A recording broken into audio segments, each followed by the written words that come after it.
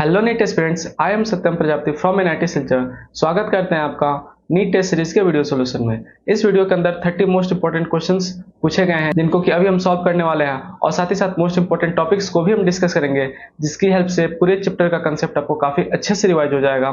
तो चलिए वीडियो को स्टार्ट करते हैं और वन बाय वन हर एक क्वेश्चन को काफी अच्छे से समझने की कोशिश करते हैं। Happy learning.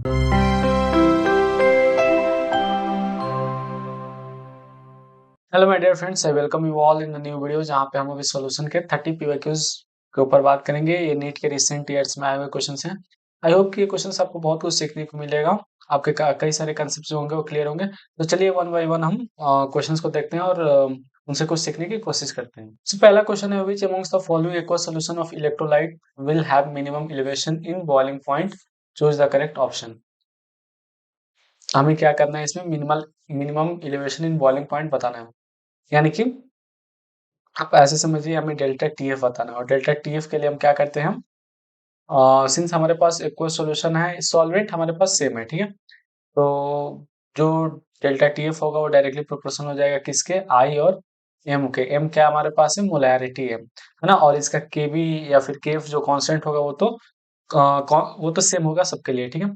तो डेल्टा टीएफ जो है वो आई एम के डायरेक्टली प्रोपोर्शनल है। आई हमारे पास क्या बॉन्ड ऑफ फैक्टर है, और एम क्या मोलैरिटी है, ठीक है। तो चलिए वन बाय वन हम निकालने की कोशिश करते हैं। अगर हम बात करें पहले की, तो इसमें क्या है, 0.05 इंटू और NaCl यानी कि कितना हो जाएगा, 2 हो जाएगा। 2 मैंने क्यों लिखा, क्योंकि NaCl जो है वो स्ट्रॉन्ग इलेक्ट्रोलाइट है, और स्ट्रॉन्ग इलेक्ट्रोलाइट है, प्लस ये क्या हो जाएगा, ब्रेक डाउन होगा दो आयंस में, है ना, एक कैटायन और एक एनायन। तो हमने 2 से मल्टीप्लाई कर दिया, ठीक है। तो इसका क्या आ जाएगा, 0.01 आएगा। इसको हम फाइंड आउट करेंगे तो क्या हो जाएगा, 0.1 इंटू केसीएल। केसीएल में क्या है, स्ट्रॉन्ग इलेक्ट्रोलाइट है, तो पूरी तरह से ब्रेक डाउन होगा दो आयंस में, तो क्या हो जाएगा, 0.2 होगा, ठीक है। सॉरी, यहाँ पर मैंने गलती कर दी, यहाँ पर 0.1 होगा, ठीक। ओके, आगे इस पे बात करें हम, तो इसमें क्या हो जाएगा, 0.1 और MgSO4 भी है, दो आयंस में टूटेगा, एक Mg2 प्लस और SO4 2 माइनस में। तो और ये भी स्ट्रॉन्ग इलेक्ट्रोलाइट है, तो पूरी तरह से आयोनाइज हो जाएगा, तो ये भी क्या हो जाएगा, 0.2 ही इसका आंसर आएगा। अब हम बात करेंगे ऑप्शन डी का, तो ऑप्शन डी में क्या हो जाएगा, 1 मोलर NaCl, है ना। 1 यानी कि हमारे पास ये 1 हो जाएगा, और NaCl यानी कि 2, यानी कि ये 2 हो जाएगा। तो हमें कहा है minimum elevation in boiling point, है ना, minimum elevation in boiling point किस में होगा, ठीक है। तो यानी कि डेल्टा टीएफ की वैल्यू पूछे कि किसमें सबसे ज्यादा कम होगी, तो ऑब्वियसली हमारे पास 0.1 सबसे कम वैल्यू है, यानी कि ऑप्शन ए बिल्कुल राइट आंसर होगा इसके लिए, ठीक है। अब हम बात करते हैं क्वेश्चन नंबर 2 की, जिसमें पूछा गया कि केज वैल्यू जो होती है कुछ गैसेस की वो दे रखी है यहाँ पर, कुछ इस तरह से। अगर हम बात करें कि केज किस, तो ये यहाँ पे आता है कि अगर हमें किसी भी सॉल्यूशन का पार्शियल प्रेशर निकालना हो, तो P इज इक्वल टू के एच, और एक्स हम करते हैं, एक्स हमारे पास क्या होता है, मोल फ्रैक्शन होता है गैस का लिक्विड में, ठीक है। तो इस तरह से कुछ निकालते हैं, यहाँ पे हमारे पास केज होता है वो हेनरी कांस्टेंट होता है। एक चीज हमें याद रखना है, इसमें पूछा है order of their solubility of in water, है ना, ऑर्डर ऑफ सॉल्युबिलिटी। तो ऐसे हम रिलेट करेंगे कि केज जितना ज्यादा होगा, है ना, केज जितना ज्यादा होगा, सॉल्युबिलिटी उतनी ज्यादा क्या होगी, कम होगी, ठीक है। केज जितना ज्यादा होगा, सॉल्युबिलिटी उतनी ज्यादा कम होगी। इसका मतलब क्या है कि इसमें केज किसका सबसे ज्यादा है, आर्गन का, तो उसकी सॉल्युबिलिटी सबसे कम होगी, तो आर्गन सबसे पीछे आएगा, ठीक है। और दूसरा चीज है कि केज सबसे ज्यादा किसका, सबसे कम किसका है, HCHO का, तो इसकी सॉल्युबिलिटी सबसे ज्यादा होगी, जो कि इन दोनों में है। अब हम बात करते हैं 1.61 में और इसमें, तो उसके बाद सबसे कम किसमें, CH4 में, तो उसकी सॉल्युबिलिटी क्या होगी, ज्यादा होगी।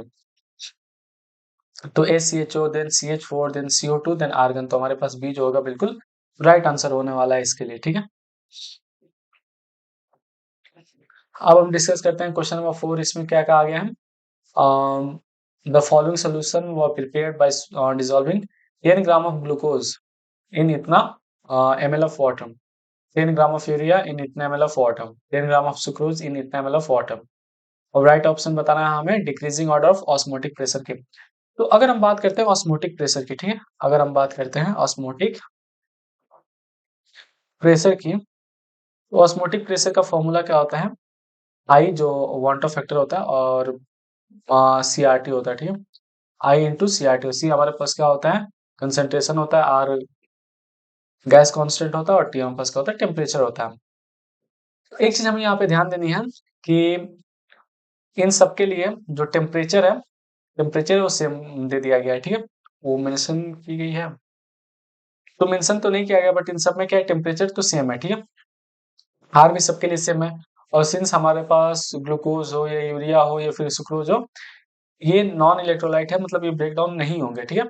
तो आयंस में ब्रेक डाउन नहीं होंगे, तो आई भी हमारे पास क्या होगा, आई को भी हम नेग्लेक्ट करेंगे, तो हमारे पास क्या होगा, CRT होगा, ठीक है।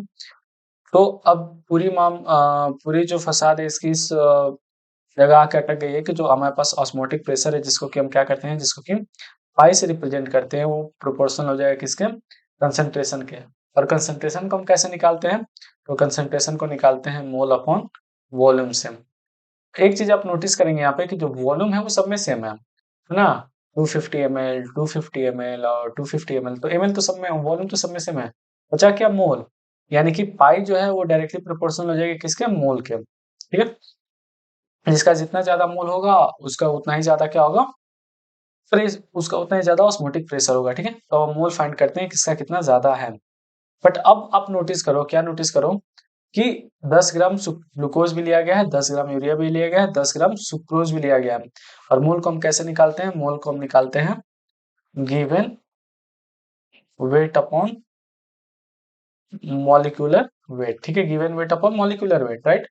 तो गिवन वेट भी अब हमारे पास सेम हो गया, यानी कि अब हमारे पास जो है, अब हमारे पास जो पाई है वो इनवर्सली प्रोपोर्शनल हो जाएगी मॉलिक्यूलर वेट के। जिसका मॉलिक्यूलर वेट जितना ज्यादा हो जाएगा उसका पाई उतना ही क्या होगा, कम होगा, ठीक है। तो इस बेसिस पे हम क्या करेंगे, अब ये पता करेंगे किसका मॉलिक्यूलर वेट सबसे ज्यादा है। तो सुक्रोज का जैसे हम बात करेंगे, अगर सुक्रोज का हम बात करेंगे, उसका फॉर्मूला क्या है, C12H22O11। फिर हम बात करते हैं ग्लूकोज की, तो ग्लूकोज का क्या है, ग्लूकोज का है आपका C6H12O6। और फिर बात करते हैं यूरिया की ना, तो यूरिया की क्या है, CH4N2O। मीन्स आप ये कह सकते हैं कि सबसे ज्यादा सुक्रोज का है मॉलिक्यूलर वेट, देन ग्लूकोज का है, और सबसे कम किसका, यूरिया का है। तो इसके ठीक रिवर्स ऑर्डर में, क्योंकि मॉलिक्यूलर वेट का ऑर्डर ये रहा, तो जो हमारे पास है ऑस्मोटिक प्रेशर का जो ऑर्डर होगा उसका क्या हो जाएगा, ठीक रिवर्स हो जाएगा, ठीक है। तो सबसे ज्यादा ऑस्मोटिक प्रेशर किसका होगा, यूरिया का होगा, और यूरिया क्या है, P2 है ना, तो सबसे ज्यादा किसका होगा, P2 का होगा, तो सबसे ज्यादा P2 का होगा। और फिर ग्लूकोज का होगा, है ना, तो ग्लूकोज का क्या है, P1 है, तो P2 then P1 then P3, यानी कि हमारे पास सब भी ऑप्शन जो है बिल्कुल राइट आंसर है। P3 यानी कि सुक्रोज का सबसे कम क्यों हुआ ऑस्मोटिक प्रेशर, क्योंकि उसका मॉलिक्यूलर वेट जो है वो सबसे ज्यादा है इन तीनों में, ठीक है। I hope you got it. अब हम बात करते हैं क्वेश्चन नंबर 4 की, मतलब वो जी था ये 4, ठीक है। The correct option for the value of vapour pressure of a solution at 45 degree with benzene 2 octane in molar ratio 3:2। तो हमें क्या करना है, 45 डिग्री वेपर प्रेशर जो है बेंजीन का 280 होता है, और ऑक्टेन का कितना 420 होता है।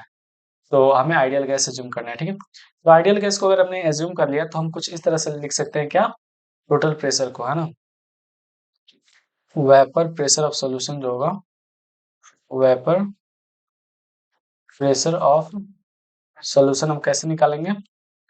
तो अगर हम मानते हैं कि बेंजीन को हम क्या मान लेते हैं, बेंजीन का जो वेपर प्रेशर है उसको हम पीबी मान लेते हैं, और ऑक्टेन का क्या मान लेते हैं, पीओ मान लेते हैं।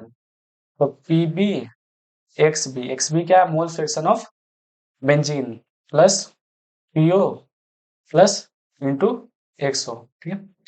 तो पीबी हमारे पास क्या है, यानी कि वेपर प्रेशर बेंजीन की कितनी है, 280 है, तो 280 लिख देंगे हम, इंटू इसका मोल फ्रैक्शन कितना है, तो बेंजीन का है 3, तो 3/5, 3/5 हो जाएगा, प्लस फिर क्या है, पी नॉट हमारे पास यानी कि 420 हो जाएगा, पी जीरो है, सॉरी पीओ है, यानी कि ऑक्टेन का, और ऑक्टेन का मोल फ्रैक्शन कितना है, 2/5, ठीक है।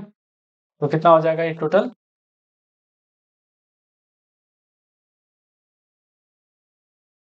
तो जो टोटल हमारे पास वेपर प्रेशर आएगा वो कितना आएगा, 336 mm of H G, 336 mm of H G, यानी कि हमारे पास जो राइट आंसर आएगा वो क्या आएगा, ऑप्शन डी आएगा, ठीक है। तो हम क्वेश्चन नंबर 5 को डिस्कस करेंगे। क्या कह रहा है कि the freezing point depression constant यानी कि K R of benzene is 5.12 kelvin kilogram per mole. The freezing point depression for the solution of molality कितना है 0.078 molar containing a non electrolyte solute in benzene is ordinary of two. तो basically हमको क्या दे रखा है, हमको constant value दे रखी है यानी कि के आर या फिर के एफ आप इसको कह सकते हो, है ना। तो डेल्टा टी एफ जो है हमारे पास वो निकालना है, ठीक है। के एफ की वैल्यू हमें दे रखी है और मोलैलिटी की वैल्यू भी दे रखी है। के एफ की जो वैल्यू है वो कितनी है 5.12 यानी कि फ्रीजिंग पॉइंट डिप्रेशन कांस्टेंट, और हमारे पास जो मोलैरिटी है उसकी वैल्यू कितनी है 0.078। अब यहाँ से हम क्या कर सकते हैं कि जो के एफ की वैल्यू है 5.12 इंटू 0.078, तो जब आप इसको राउंड ऑफ करोगे तो मतलब इसको जब आप मल्टीप्लाई करोगे तो आपको वैल्यू मिलेगी 3.99 केल्विन। तो इसको आप अप्रॉक्स लिख सकते हैं 0.40 केल्विन, यानी कि ऑप्शन बी जो होगा बिल्कुल राइट आंसर होगा इसके लिए, ठीक है। अब हम बात कर लेते हैं क्वेश्चन नंबर 6 की। कह रहा है कि the mixture which shows positive division from Rawls law. कौन सा ऐसा मिक्सचर है जो कि पॉजिटिव डिविजन शो कराएगा फ्रॉम रॉल्स लॉ। तो बेसिकली इसमें हम क्या कह सकते हैं कि रॉल्स लॉ वही फॉलो करते हैं जो आइडियल होते हैं, बट यहाँ पे ये क्या कहा गया है कि the mixture which shows positive division. Positive division हम कैसे पता कर सकते हैं कि पहले उनमें क्या होगा, हाइड्रोजन बॉन्डिंग हुई होगी। जब वो इंडिविजुअल रहे होंगे तो उनमें एच बॉन्डिंग हुई होगी, और जब दोनों क्या बोल सकते हैं, दोनों लिक्विड जब आपस में क्या होंगे, मिलेंगे, तब उनके पास हाइड्रोजन बॉन्डिंग नहीं हो रही होगी। इसकी वजह से क्या होगा कि वो पॉजिटिव डिविजन शो करेंगे, है ना। तो इसमें एक ही एग्जांपल होगा, जैसे कि बेंजीन और टोलुइन में आप देखोगे कि बाद में जाके हाइड्रोजन बॉन्डिंग होगी, नेगेटिव डिविजन शो करेंगे। बट हमारे पास क्या होगा, इथेनॉल और एसीटोन की जब हम बात करेंगे तो इथेनॉल जो है इसमें अभी क्या है, एच बॉन्डिंग हो रही है ना। इसमें अभी क्या हो रही है, एच बॉन्डिंग हो रही है।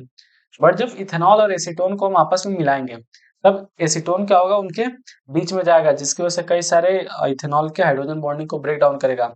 और इस ब्रेक डाउन की वजह से क्या होगा कि काफी ज्यादा पॉजिटिव डिविजन वो मिक्सर शो करेगी, है ना। तो ऑप्शन डी जो होगा इसके लिए बिल्कुल राइट ऑप्शन होने वाला है, ठीक है। अब हम बात करते हैं क्वेश्चन नंबर 7 की। तो for an ideal solution the correct option is. तो अगर हम बात करें आइडियल सॉल्यूशन के लिए तो क्या क्या कंडीशन होती है। तो हमारे पास ये कंडीशन होती है कि जो डेल्टा एच मिक्स होता है ना, वो क्या होता है, जीरो होता है। डेल्टा जी मिक्स जो होता है वो लेस देन जीरो होता है ना। डेल्टा एस जो मिक्सचर होने के बाद होता है वो क्या होता है, नॉट इक्वल टू जीरो होता है। और जो डेल्टा वी मिक्स होता है वो जीरो हो जाता है। तो ये सारे कंडीशंस होते हैं कब, जब हमारे पास आइडियल सॉल्यूशन होता है। तो डेल्टा एच मिक्स जो है वो जीरो, यानी कि वो ऑप्शन ए जो है बिल्कुल राइट ऑप्शन है। बाकी सबके सबके हम गलत आंसर है, ठीक है। ओके, अब आगे बात करते हैं क्वेश्चन नंबर 8 की। The mixture that forms maximum boiling azeotrope. Azeotrope क्या होते हैं, दो ऐसे लिक्विड जो कि एक सिंगल लिक्विड की तरह बिहेव करने लगे और उनका बॉइलिंग पॉइंट भी क्या हो, फिक्स हो जाए, यानी कि दोनों एक साथ क्या हो, बॉयल हो। तो ऐसे मिक्सचर को हम क्या कहेंगे, एजियोट्रॉप कहेंगे, ठीक है। तो मैक्सिमम बॉइलिंग एजियोट्रॉप कहने का क्या मतलब कि निगेटिव डेविएशन। निगेटिव डेविएशन जो मिक्सचर निगेटिव डेविएशन शो करेगी वही क्या करेगी, वही मैक्सिमम बॉइलिंग एजियोट्रॉप को शो करेगी, ठीक है। तो अगर इनमें बात करें कि कौन सा निगेटिव डेविएशन शो करेगा, तो आप देख सकते हैं, आप क्वेश्चन नंबर 8 में देख सकते हैं कि हमारे पास इथेनॉल प्लस जो वाटर है इसमें क्या हो रखा है, दोनों में हाइड्रोजन बॉन्डिंग हो रखी है, ठीक है। दोनों में हाइड्रोजन बॉन्डिंग हो रखी है। अब क्या होगा कि जब ये दोनों आपस में रिएक्शन करेंगे तो इनमें हाइड्रोजन बॉन्डिंग फिर क्या होगी, कई सारे ऐसे बॉन्ड होंगे जो टूट जाएंगे, तो इसकी वजह से पॉजिटिव डेविएशन शो करेंगे, ठीक है। तो ये निगेटिव डेविएशन शो नहीं करेंगे। वही काम एसीटोन और क्या होगा, कार्बन डाइसल्फाइड में भी होगा, हेप्टेन और ऑक्टेन में भी वही कंडीशन होगा। अगर वाटर और नाइट्रिक एसिड की बात करें तो इनमें क्या होगा कि जब इनका सॉल्यूशन बनेगा तो हाइड्रोजन बॉन्डिंग बनेगी, और उस हाइड्रोजन बॉन्डिंग की वजह से क्या होगा, ये निगेटिव डिविजन शो करेंगे। तो ऑब्वियसली हमारे पास जो डी है बिल्कुल राइट आंसर होने वाला है इस क्वेश्चन के लिए।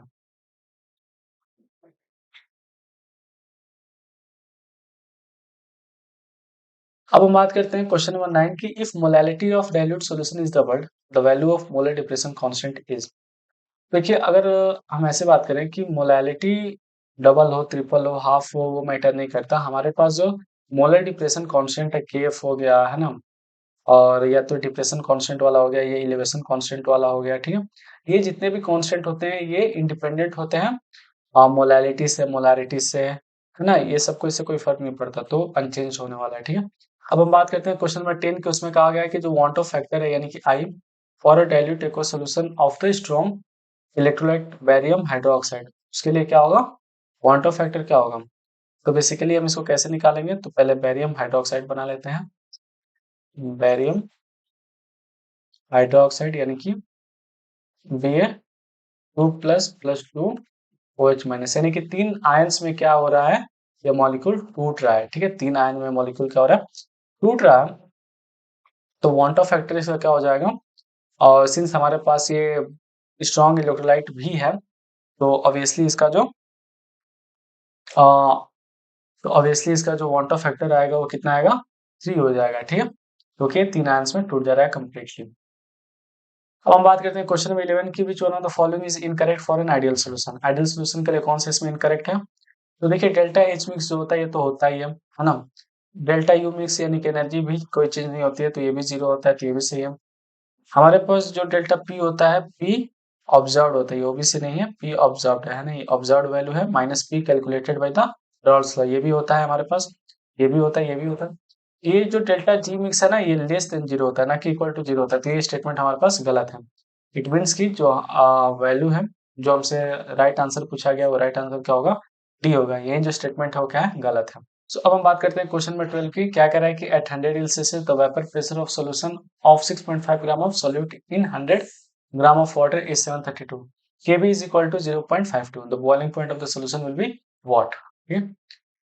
तो अगर हम बात करें बॉइलिंग पॉइंट इसकी हम निकालना चाहें तो कैसे निकाल सकते हैं हम? सबसे पहले हम क्या करेंगे, एक फॉर्मूला आपने पढ़ा होगा डेफिनेटली कि P naught minus P S upon P naught is equal to N2 by N1। I hope कि ये सब फॉर्मूला आपने पढ़ा होगा। पी नॉट की जो वैल्यू है हमारे पास कितनी होती है? 760 mm, है ना? जो एटमॉस्फेरिक प्रेशर होते हैं कितनी होती है? 760 mm। और पी एस की वैल्यू कितनी दे रखी है? 732। और पी नॉट की वैल्यू क्या कितनी होगी? 760 होगी। N2 की वैल्यू इसमें क्या होने वाली है? अब N2 क्या है, N1 क्या है? तो N2 हमारे पास जो है वो हमें निकालनी है, और N1 क्या होने वाली है? ये वैल्यू हमारे पास होने वाली है, यानी कि वाटर की, है ना? वाटर की N2 हमारे पास क्या हो जाएगी? सॉल्यूट की मोल, है ना? सॉल्यूट मोल। और N1 हमारे पास क्या होगा? मोल ऑफ सॉल्वेंट, ना? मोल ऑफ सॉल्वेंट, ठीक है? तो इस बेसिस पे अगर हम इसको फाइंड आउट करें तो कितना हो जाएगा? 760 माइनस 732 यानी कि 28।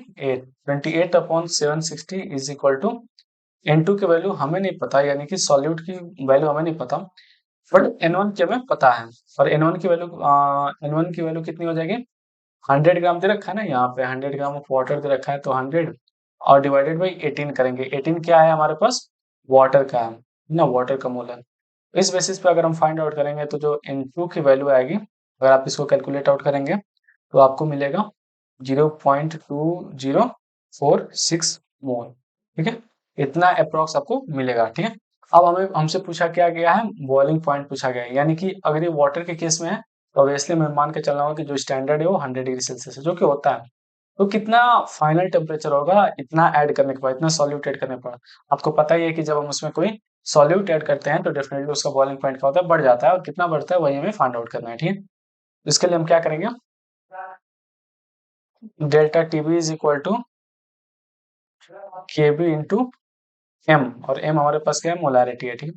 तो डेल्टा टीबी के लिए जो फाइनल टेम्परेचर है वो तो हमें नहीं पता कितना एलिवेट हुआ, माइनस जो इनिशियल है वो पता है 100 होगा। केबी की वैल्यू कितनी हो जाएगी? 0.52। और एम की वैल्यू कितनी हो जाएगी? एम की वैल्यू हो जाने वाली है आपकी 0.2, क्योंकि ये हमारे पास क्या हो गया? मोल हो गया।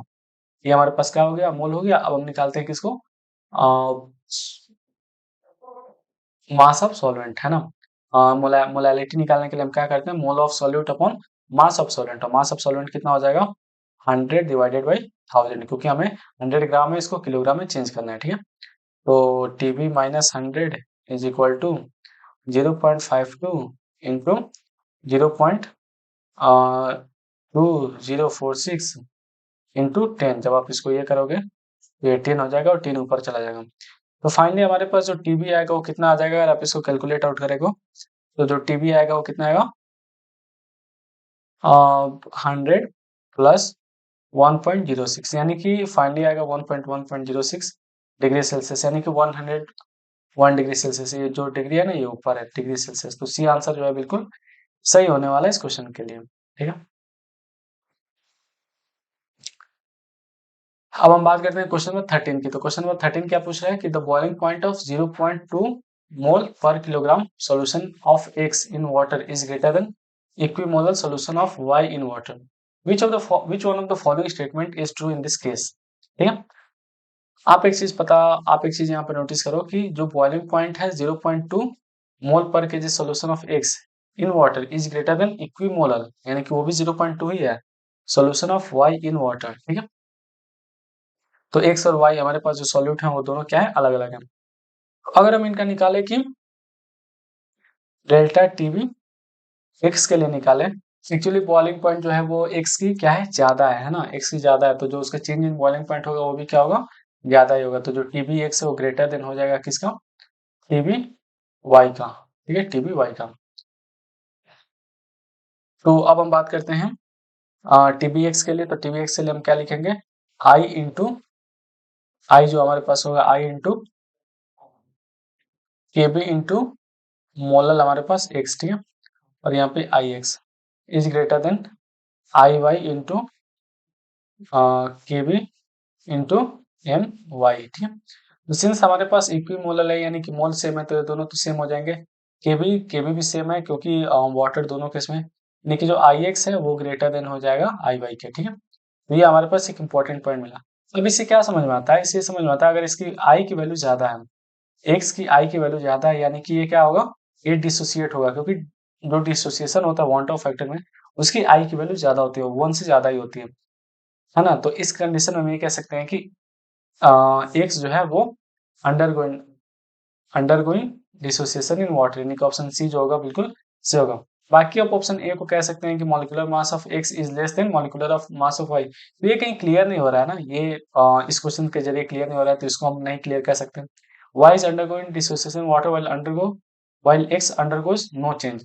अगर एक्स अंडरगोज कोई चेंज नहीं होता तो आई की वैल्यू 1 होती और अगर ये डिसोसिएशन होता वाई तो 1 से ज्यादा इसकी वैल्यू होती, जबकि हमारे पास क्या है आई एक्स ज्यादा आई वाई कम है। बी भी नहीं हो सकता यानी कि सी हमारे पास होगा कि x undergoing dissociation in water.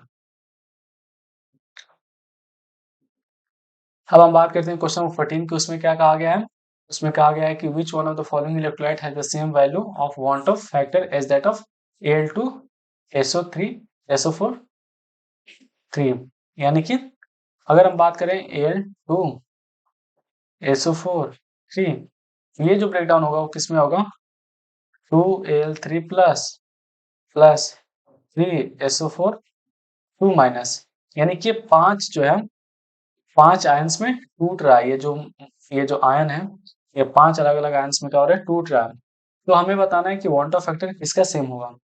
तो देखिए हमें जिसका वांट ऑफ फैक्टर यानी कि आई की वैल्यू 5 मिल जाएगी वही हमारे पास आंसर होगा। इसमें हम बात करें आई की वैल्यू जो होगी वो 4 होगी है ना, एक एल्यूमिनियम का होगा और 3 नाइट्रेट का होंगे तो इसमें आई की वैल्यू 3 और एक 4 हो जाएगी। इसमें बात करेंगे तो 4 पोटेशियम का होगा और एक पूरी स्पीसीज का होगा है ना, क्योंकि अपना ये मतलब माइनस बनाएगा एनायन और 4 के प्लस बनेंगे यानी कि ये 5 बन रहा है तो यही हमारे पास क्या होगा आंसर होगा। बाकी इसमें बात करें तो 2k प्लस बनेगा और प्लस SO4 2 माइनस बनेगा यानी कि 3 बनेगा। I इज इक्वल टू 3 तो ये भी नहीं हो सकता और इसमें 3k प्लस बनेगा 3k plus plus FeCN6 minus यानी कि 4 बनेंगे तो इसमें 4 बनेंगे तो ऑब्वियसली हमारे पास जो है ऑप्शन बिल्कुल सही आंसर होगा इसके लिए। ठीक है, अब हम बात करते हैं क्वेश्चन नंबर 15 की। तो उसमें क्या कहा गया है of the following 0.1 molar aqueous solution which one will exhibit the largest freezing point depression. हमें क्या बताना है लार्जेस्ट फ्रीजिंग पॉइंट डिप्रेशन बताना है किसमें से आता होगा। तो देखिए मोलल हमारे पास सेम हो गया। अगर हम बात करें फ्रीजिंग पॉइंट यानी कि डेल्टा टीएफ की, तो डायरेक्टली प्रोपोर्शनल होगी किसके, आई के। तो सिंस हमारे पास आई हम नोटिस करेंगे, उसके बाद क्या होगा, के भी सेम हो जाएगा सबके लिए, क्योंकि सॉरी के एफ जो फ्रीजिंग पॉइंट कांस्टेंट है वो सेम हो जाएगा, क्योंकि वाटर ही हमारे पास है सब में, तो ये सेम हो जाएगी। और मोलैलिटी पे डिपेंड करेगा, सिंस हमारे पास मोलैलिटी जो है वो सबकी सेम है, 0.10 है, यानी कि घुमा फिरा के हमारे पास जो डेल्टा टीएफ है वो डायरेक्टली प्रोपोर्शनल हो जाएगी आई के, यानी जिसकी आई ज्यादा उसकी डेल्टा टीएफ सबसे ज्यादा हो जाएगी। तो इसमें बात करेंगे आई की वैल्यू कितनी हो जाएगी, 2 हो जाएगी, ए के प्लस और सी एल माइनस। यहाँ पे ये ग्लूकोज है जो कि पूरी तरह से मतलब कि ये नॉन इलेक्ट्रोलाइट है, ये आयंस में नहीं ब्रेक डाउन होगा, तो इसकी वैल्यू को हम नहीं कंसिडर करेंगे, ये 1 होगा। Al2SO4 3 माइनस, यानी कि 2Al3 plus plus 3SO4 2 minus. Basically ये 5 आयंस में ब्रेक डाउन हो रहा है, यानी कि हमारे पास ये सबसे ज्यादा हो सकता है। देन इसमें क्या है, 2K plus plus SO4 2 minus, तो ऑब्वियसली हमारे पास ऑप्शन सी होगा, बिल्कुल सही आंसर होगा इसके लिए, ठीक है। अब हम बात करते हैं क्वेश्चन नंबर 16 की, तो उसमें क्या पूछा गया,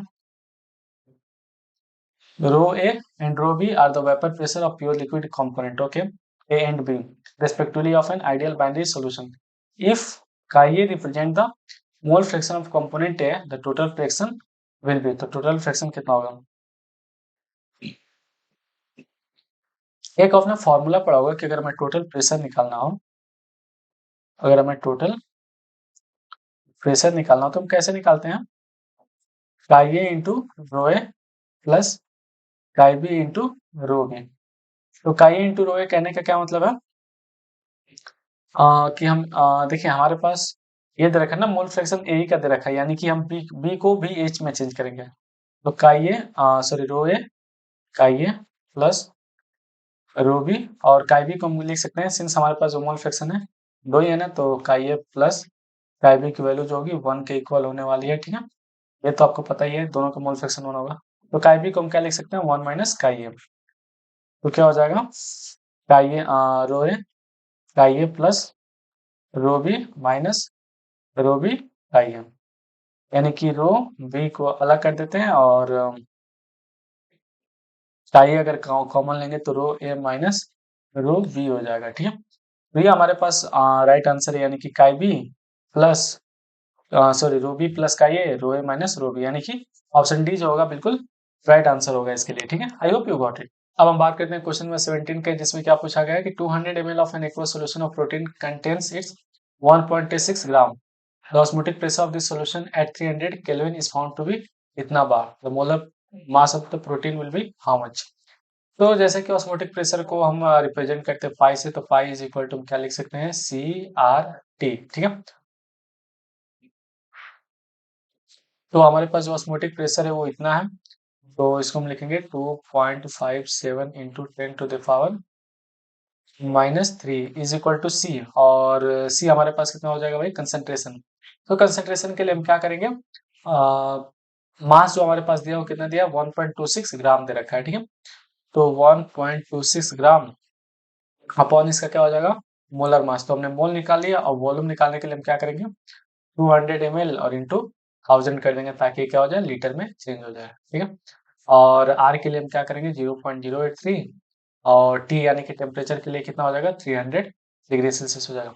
तो जब आप इसको कैलकुलेट करोगे तो एम की वैल्यू आपको ये मिलेगी 61038, मैंने ऑलरेडी कर रखा है, तो मैं डायरेक्ट लिख रहा हूँ, आप इसको सॉल्व कर सकते हैं। यानी कि ऑप्शन डी जो होगा बिल्कुल राइट आंसर है इसके लिए। अब बात करते हैं क्वेश्चन नंबर 18 की, तो उसमें क्या पूछा गया, a 0.1 molar aqueous solution of weak acid is 30% ionized if Kf for water is 1.86 degree Celsius per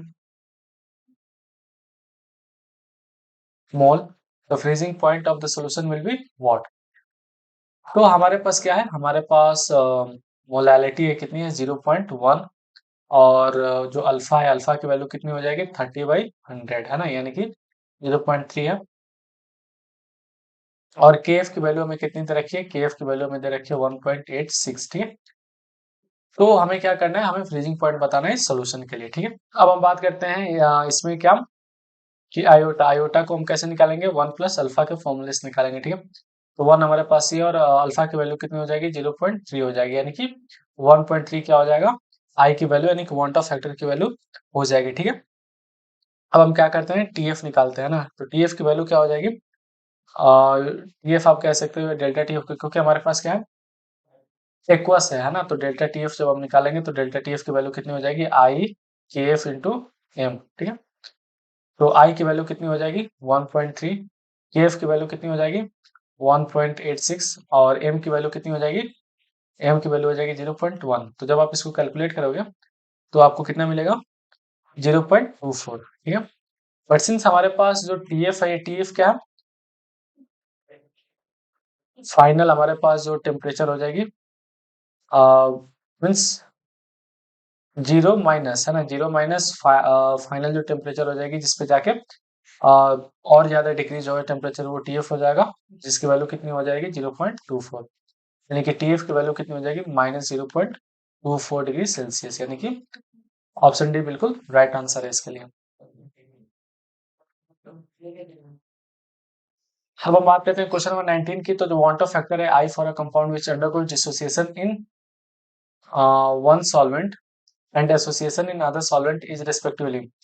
तो देखिए क्या होता है ना, कि अगर डिसोसिएशन हो रहा होता है ना, अगर डिसोसिएशन हो रहा होता है, तो क्या होता है ना कि नॉर्मल हमारे पास जब आयन होता है तो उसकी वैल्यू 1 होती है, ठीक है, या फिर नॉन इलेक्ट्रोलाइट होता है। तो अगर डिसोसिएशन हो रहा होता है ना, तो क्या होता है, 2 आयंस में, 3 आयंस में या 4 आयंस में क्या होता है, टूटता है, या फिर जितना डिग्री ऑफ डिसोसिएशन है उसके हिसाब से टूटता है। तो इसकी वैल्यू हमेशा क्या होती है, 1 से बड़ा ही होता है, ठीक है। और डिसोसिएशन के केस में क्या होता है, वो आपस में एसोसिएट होते हैं। एसोसिएशन के केस में क्या होता है, कि आपस में एसोसिएट होते हैं, जिसकी वजह से उनकी वैल्यू जो होती है 1 से कम होती है, ठीक है। तो जो डिसोसिएशन की वैल्यू होती है वो ग्रेटर देन 1 होती है, और दूसरे वाले की क्या होती है, लेस देन 1 होती है, यानी कि ऑप्शन सी जो है बिल्कुल सही आंसर है इसके लिए, ठीक है। तो हम बात करेंगे किसका, 20 का, सॉल्यूशन ऑफ सुक्रोज, यानी कि जिसका मोलर मास कितना है, 342 gram per molar, has been prepared by dissolving 68.5 gram of sucrose in इतना gram of water. The freezing point of the solution obtained will be, यानी कि इससे हमें यह पता लग रहा है कि हमें फ्रीजिंग पॉइंट निकालना है सॉल्यूशन का, ठीक है। तो हम क्या करेंगे, हम यहाँ पे इसकी सबसे पहले मोलैलिटी निकालेंगे। तो मोलैलिटी कैसे निकालेंगे, तो 68.5 है ना, यहाँ पे क्या है, यहाँ पे है हमारे पास 68.5 डिवाइडेड बाई 342, तो हमारे पास क्या हो जाएगा, मोल हो जाएंगे, और 100,000 ग्राम ऑफ वाटर, यानी कि 1 किलोग्राम ऑफ वाटर। इससे हमारी क्या हो जाएगी, मोलैलिटी निकल के आ जाएगी, ठीक है। कितना, 68.5 हम कैलकुलेट नहीं कर रहे अभी, 342, और हमारे पास जो केएफ की वैल्यू है कितनी है, 1.86 है, ठीक है। और सुक्रोज है तो आई की वैल्यू कितनी होगी, 1 होगी। तो अगर हम इसमें क्या करते हैं, केएफ की वैल्यू निकालते हैं, अगर इसमें हम क्या करते हैं, केएफ की वैल्यू निकालते हैं, और ऊपर से हमारे पास क्या वाटर है, तो delta PF is equal to I KF into M. I की वैल्यू 1, केएफ की वैल्यू 1.86, और एम की वैल्यू 68.5 डिवाइडेड बाई 342, ठीक है।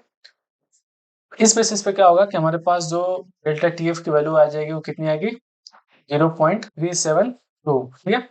अब हम क्या करेंगे कि जो हमारे पास वाटर का फ्रीजिंग पॉइंट होता है 0 minus TF is equal to 0.372, यानी कि TF is equal to minus 0.737, sorry 0.372, यही हमारे पास क्या होगा, राइट आंसर होगा। अब बात करते हैं क्वेश्चन नंबर 21 की। तो क्वेश्चन नंबर 21 में क्या पूछा गया कि एक एक्वस सोल्यूशन है वो 1 मोलर है इन के आई, ठीक है। What change will cause the vapour pressure of the solution to increase, इसकी वजह से क्या होगा, वेपर प्रेशर बढ़ेगा। एक चीज हम जानते हैं वेपर प्रेशर के लिए क्या, कि जितना ज्यादा, मतलब ऐसे क्या होता है ना, कि जब आप कोई सॉल्वेंट को उसमें डालते हैं तो सरफेस एरिया क्या होता है उसका, डिक्रीज करता है। तो सरफेस एरिया डिक्रीज करता है तो उसकी वजह से क्या होगा, वेपर प्रेशर बढ़ेगा, है ना। सरफेस एरिया जब डिक्रीज करता है तो उसका वेपर प्रेशर क्या होता है, बढ़ता है। तो इस बेसिस पे अगर हम कोई सॉल्वेंट डालते हैं, वेपर प्रेशर को अगर हमें बढ़ाना है तो हम क्या करेंगे, उसमें अगर सॉल्वेंट ऐड करते हैं तो सॉल्वेंट की वजह से क्या होता है, सॉल्वेंट को ऐड करेंगे तो उससे क्या होगा, उससे क्या होगा, सरफेस एरिया कम होगी तो वेपर प्रेशर काफी ज्यादा बढ़ेगा, तो हमें सॉल्वेंट ऐड करना पड़ेगा। और सॉल्वेंट इसमें से क्या है, हमारे पास डी है, यानी कि वाटर है सॉल्वेंट। ठीक है, बाकी सबको आप अगर ऐड करते हो तो इससे क्या होगा, वेपर प्रेशर और ज्यादा कम हो जाएगा। कोई भी आप सॉल्यूट को ऐड करते हो तो वेपर प्रेशर क्या होता है, डिक्रीज होता है, ये आपको पता ही है। इसकी वजह से क्या होता है, उसका टेम्परेचर भी बढ़ जाता है, उसका टेम्परेचर में चेंज भी आता है ना, बॉइलिंग एलिवेशन हो जाता है, या फिर फ्रीजिंग पॉइंट में, या फ्रीजिंग पॉइंट और ज्यादा कम हो जाती है। ठीक है, अब हम डिस्कस करते हैं क्वेश्चन नंबर 22। तो इसमें क्या कहा गया है कि 0.5 molar aqua solution of weak acid HX is 20% ionised if KF for water is 1.6 Kelvin kilogram per mole.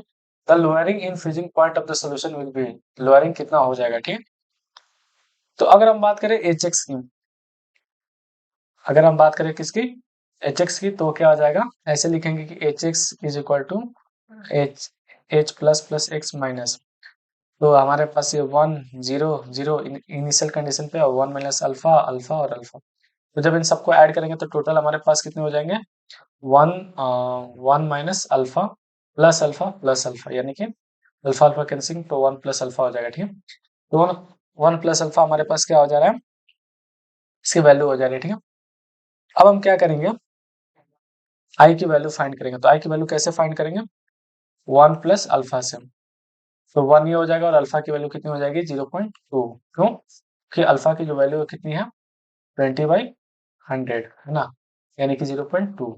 ठीक है, तो जो आई की वैल्यू हो जाएगी वो टोटल कितनी हो जाएगी, 1/2।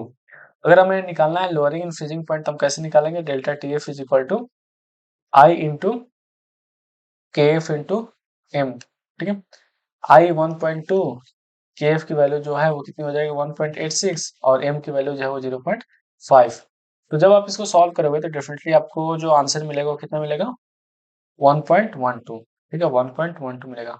बट हमें क्या पूछा है, लोअरिंग इन फ्रीजिंग पॉइंट, हमें ये नहीं पूछा है कि फाइनल हमारे पास कितना वो होगा, फाइनल हमारे पास टेम्परेचर कितना होगा, वो हमें नहीं पूछा, हमें पूछा है कितना कम होगा, तो इसलिए हमारे पास 1.12 केल्विन क्या होगा, कम होगा। ठीक है, क्वेश्चन नंबर 23 क्या कह रहा है, during osmosis flow of water through semi permeable membrane is, क्या है, तो ऑस्मोसिस के दौरान जो फ्लो ऑफ वाटर रहता है सेमी परमेबल मेम्ब्रेन से, वो क्या होता है, दोनों तरफ फ्लो करता है, और वो भी अनइक्वल रेट से। तो ये चीज आपको याद करनी पड़ेगी कि from both side of the semi permeable membrane with unequal flow rates. ठीक है, ऑप्शन डी जो होगा इसके लिए सही होगा। क्वेश्चन 24 क्या कह रहा है कि a solution of acetone in ethanol, देखिए हमारे पास क्या है, एसीटोन है, एसीटोन है और इथेनॉल है। सिंस सिंस इथेनॉल जो हमारे पास है वो क्या होता है, इसमें एच बॉन्डिंग हो रखी है, बट जब ये दोनों आपस में मिलते हैं ना, एसीटोन और इथेनॉल, तो हाइड्रोजन बॉन्डिंग कई सारी ब्रेक हो जाती है, जिसकी वजह से क्या होता है, पॉजिटिव डिविएशन शो करने लगता है। तो जो 24 के लिए आंसर होगा वो क्या होगा, so the positive deviation from Rawls law. ठीक है, तो हम डिस्कस करते हैं क्वेश्चन नंबर 25 की, जिसमें क्या पूछा जा रहा है, सोल्यूशन कंटेनिंग 10 ग्राम पर डेसीमीटर क्यूब ऑफ यूरिया, और यूरिया का यहाँ पे मॉलिक्यूलर मास दे रखा है 60 gram per mole, is isotonic with a 5% solution of non volatile solute is, तो हमें इसके बारे में बताना है। ठीक है, तो इसके लिए हम क्या करते हैं, हमें कंसंट्रेशन दे रखा है इसका, है ना, तो कंसंट्रेशन निकालते हैं। सिंस आइसोटोनिक है ना, तो पाई यानी कि ऑस्मोटिक प्रेशर की वैल्यू पाई 1 और पाई 2 की सेम होगी, यानी कि उस नॉन वोलेटाइल सॉल्यूट की भी सेम होगी और यूरिया का भी सेम होगा, यानी कि सी आर टी भी जो है C1 RT is equal to C2 RT जैसा कंडीशन होगा। RT दोनों में सेम हो जाएंगे, तो C1 is equal to C2 होगा। ठीक है, अब सिंस हमें पता है ना कि जो C1 है उसकी उसको हम कैसे निकाल सकते हैं, तो ऑलरेडी हमें दे रखा है 10 ग्राम पर मोल पर लीटर, ये जो हमारे पास है, ये डेसीमीटर क्यूब, ये क्या है, 1 लीटर के इक्वल होता है, 1 decimetre cube is equal to 1 litre, तो 10 ग्राम पर लीटर अपॉन, अब हमारे पास क्या है, उसका मॉलिक्यूलर वेट, अब मॉलिक्यूलर मास कितना है, यूरिया का 16 इज इक्वल टू C2, और C2 में हम क्या करेंगे, 5% है ना, तो 5/100 लिखेंगे, और नॉन वोलेटाइल सॉल्यूट का मोलर मास हमें नहीं पता है, तो सिंस मोलर मास को हम नीचे लिखते हैं ना, जैसे कि इसमें हमने नीचे लिखा, तो इसमें हम क्या करेंगे, नीचे लिखते हैं, तो हमने इसे नीचे लिखा। ठीक है, अब जब इसको सॉल्व करेंगे तो कितना हो जाएगा, इससे ये कैंसिल हो जाएगा, और इससे क्या हो जाएगा, 20 हो जाएगा, तो 20/6 इज इक्वल टू 1/m, यानी कि m इज इक्वल टू 6/20 यानी कि 3/10 यानी कि 0.3 किलोग्राम पर मोल आंसर आएगा। बट हमारे पास क्या ग्राम में रखा है, तो ग्राम में चेंज करेंगे तो 0.3 को हम क्या लिख सकते हैं 300, तो 300 ग्राम पर मोल इसका क्या हो जाएगा राइट आंसर आएगा, यानी कि ऑप्शन सी जो होगा बिल्कुल सही आंसर होगा इसके लिए। ठीक है, अब हम डिस्कस करते हैं क्वेश्चन नंबर 26 की। तो उसमें क्या पूछा जा रहा है, तो vapour pressure of two liquids P P and Q are 80 and 60 torr respectively. So total vapor pressure obtained by mixing 3 mole of P and 2 mole of Q. तो ये काफी सिंपल क्वेश्चन है, आप इसको सॉल्व कर सकते हैं कि जैसे कि रो P यानी कि इतना हमारे पास उसका वेपर प्रेशर है तो 80 और रो Q की वैल्यू कितनी है 60 और सॉरी अब यहाँ पे हम क्या करेंगे काई P की वैल्यू कितनी है 3 और काई Q की वैल्यू कितनी दे रखी है 2। तो मोल फ्रैक्शन कितना हो गया, सॉरी यहाँ पे हम मोल फ्रैक्शन निकालेंगे ना, तो काई 3 है इसका मोल फ्रैक्शन और टोटल कितना मोल है 5 और इसका कितना हो जाएगा 5। तो काई मोल फ्रैक्शन को रिप्रेजेंट करता है, तो कुछ इस तरह से निकालेंगे। अब हम क्या करेंगे टोटल प्रेशर निकालेंगे। तो total pressure is equal to rho P chi P plus rho Q chi Q. तो क्या हो जाएगा 80 इंटू 3/5 प्लस 60 इंटू 2/5 है ना। तो ये कितना हो जाएगा 20, सॉरी ये हो जाएगा 16 और ये कितना हो जाएगा 12, यानी कि 72 जो है हमारे पास बिल्कुल सही आंसर है। तो 72 पर जो होगा बिल्कुल राइट आंसर होगा इसके लिए। ठीक है, सो ठीक क्वेश्चन ऐसा ही है हमारे पास, ये वाला भी है। इसमें पूछा जा रहा है कि solution has 1:4 mole ratio of pentane to hexane, the vapour pressure of pure hydrocarbon at 20 degree Celsius is 440 mm Hg of pentane and 120 mm of hexane. तो मोल फ्रैक्शन बताना है हमें पेंटेन का ये वेपर फेज में। बस एक step क्या करना है इसमें आगे करना है। सबसे पहले आप मोल फ्रैक्शन निकालो किसका पेंटेन का, कितना हो जाएगा 1/5। मोल फ्रैक्शन जो है हेक्सेन का वो कितना हो जाएगा 4/5। ठीक है, अब हम क्या करेंगे टोटल प्रेशर निकाल लेते हैं।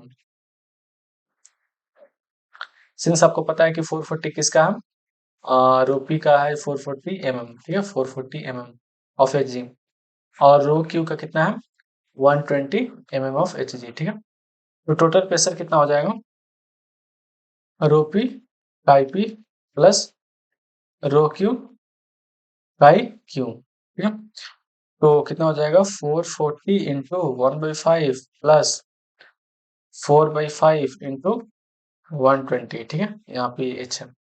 तो जो टोटल आंसर हमारे पास आएगा वो कितना आएगा, वो टोटल आएगा हमारे पास 184। तो ये टोटल प्रेशर हो जाएगा। ठीक है, अब हमसे पूछा है the mole fraction of pentane in vapour phase. ठीक है, तो हम निकालेंगे कि वेपर फेज में उसका कितना प्रेशर है। तो अगर हम वेपर प्रेशर निकालेंगे vapour pressure of P P यानी कि पेंटेन, तो कैसे निकालेंगे रो पी बाई पी है ना। तो कितना हो जाएगा 440 इंटू 1/5, इसे क्या आ जाएगा 88 आएगा। तो ये हमारे पास क्या हुआ इतने mm ऑफ एच जो है वो इसका वेपर प्रेशर हुआ। अब हमें इसका जब मोल फ्रैक्शन लेना है वेपर फेज में तो हम क्या करेंगे, सॉरी मोल फ्रैक्शन जब वेपर फेज में लेना है तो वेपर प्रेशर जो है पेंटेन का उसका लिखेंगे 88 और टोटल प्रेशर लिखेंगे। टोटल प्रेशर कितना है 184। तो इससे जो आपके पास आंसर आएगा कितना आएगा 0.478, यानी कि ऑप्शन डी जो है बिल्कुल सही आंसर है इसके लिए। ठीक है, अब हम डिस्कस करते हैं solution of urea balls at 100 इतना degree Celsius at the atmospheric pressure. अगर के एफ और K B for water are इतना एंड इतना respectively the above solution will freeze at. तो एबव सॉल्यूशन किस पे फ्रीज होगा, मतलब बेसिकली हमें सारी चीजें दे रखी हैं। ठीक है, हमें इसमें जो निकालना हम आपको बताते हैं कि हमें केएफ दे रखा है कितना है 1.86। ठीक है, हमें केवी दे रखा है कितना है 0.512। ठीक है, और हमें क्या दे रखा है हमें ये टेम्परेचर जो एलिवेट हुआ है उसके बारे में दे रखा है, यानी कि डेल्टा टीवी वो कितना हो जाएगा 100 माइनस 18 माइनस 100 डिग्री सेल्सियस। ठीक है, कितना हो जाएगा 0.18। तो ये किसके लिए टीवी के लिए। तो यहाँ से हम क्या निकाल सकते हैं, यहाँ से हम बहुत एक अच्छी चीज निकाल सकते हैं मोलैरिटी को। ठीक है, बट वो सब ना करते हुए इसका शॉर्टकट तरीका भी हम देख सकते हैं यहाँ पे कैसे, delta T F upon delta T B is equal to I K F M upon I के बी एम। ठीक है, अगर हम रेशियो लेकर के सॉल्व करें, एम से एम कैंसिल हो जाएगा, आई से आई कैंसिल हो जाएगा, तो डेल्टा टी एफ हमारे पास जो है कितना हो जाएगा 0.18 है ना, इतना ही क्या है सॉरी टी एफ यानी कि हमारे पास फ्रीजिंग पॉइंट है ना, फ्रीजिंग पॉइंट ही तो हमें निकालना है। तो हमें डेल्टा टी एफ नहीं पता और डेल्टा टी बी कितना हो जाएगा 0.18 इज इक्वल टू के एफ की वैल्यू, फ्रीजिंग पॉइंट की वैल्यू कितनी हो जाएगी 1 पॉइंट कितनी हो जाएगी 1.86 और जो केवी की वैल्यू है वो कितनी है 0.512। इसे जो फाइनल आंसर हमारे पास आएगा डेल्टा टी एफ की वैल्यू की वो कितना आएगा 0.654। ठीक है, बट ये हमारे पास टी एफ है। अब हमें क्या करना पड़ेगा, हमें ये बताना है कि एवं सोल्यूशन में फ्रीज है, यानी कि हमें टेम्परेचर बताना है जो कि माइनस में जाएगी। तो 0 minus T F is equal to 0.654 यानी कि T F is equal to minus of 0.654 यानी कि ऑप्शन ए जो है बिल्कुल सॉरी ऑप्शन बी जो है बिल्कुल राइट आंसर है इसके लिए। ठीक है, अब हम क्वेश्चन नंबर 29 को डिस्कस करते हैं। इसमें क्या कहा गया है कि solution containing components A and B follows Raoult's law, है ना, ये क्या करेंगे रॉल्स लॉ को फॉलो करेंगे। कब करते हैं, अगर हमारे पास देखिए ए और बी के बीच में जो अट्रैक्शन है वो सेम रहता है, वो अगर सेम रहे ए में भी एंड बीबी में भी, यानी कि ए के बीच में भी जो अट्रैक्शन है बीबी के बीच में भी अट्रैक्शन है, अगर ये सेम है ए बी के अंदर भी, तभी वो क्या करेंगे रॉल्स लॉ को फॉलो करेंगे। तो A B attraction force remains same as A and B B, obviously हमारे पास जो है वो बिल्कुल सही आंसर है सी। क्वेश्चन नंबर 30 को डिस्कस करते हैं। तो इसमें क्या कहा गया है कि from the colligative property of solution which one is the best method to for the determination of molecular weight of protein and polymers. तो इस चीज को आप एनसीईआरटी के लाइन में पढ़ सकते हैं जहाँ पे ऑस्मोटिक प्रेशर को डिस्कस किया गया। वहां पे ये स्टेटमेंट लिखी गई है कि ऑस्मोटिक प्रेशर की हेल्प से हम क्या कर सकते हैं, इन सब चीजों को डिटरमाइन कर सकते हैं, मॉलिक्यूलर वेट ऑफ प्रोटीन और पॉलीमर को डिटरमाइन कर सकते हैं। तो आंसर ए जो है बिल्कुल ऑप्शन ए बिल्कुल सही आंसर होगा इसके लिए। So thank you so much ये वीडियो देखने के लिए। आई होप कि ये वीडियो से आपको काफी कुछ सीखने को मिलेगा। मिलते हैं किसी अगले और वीडियो में अच्छे क्वेश्चंस के साथ। Till then keep learning, be happy. Thank you.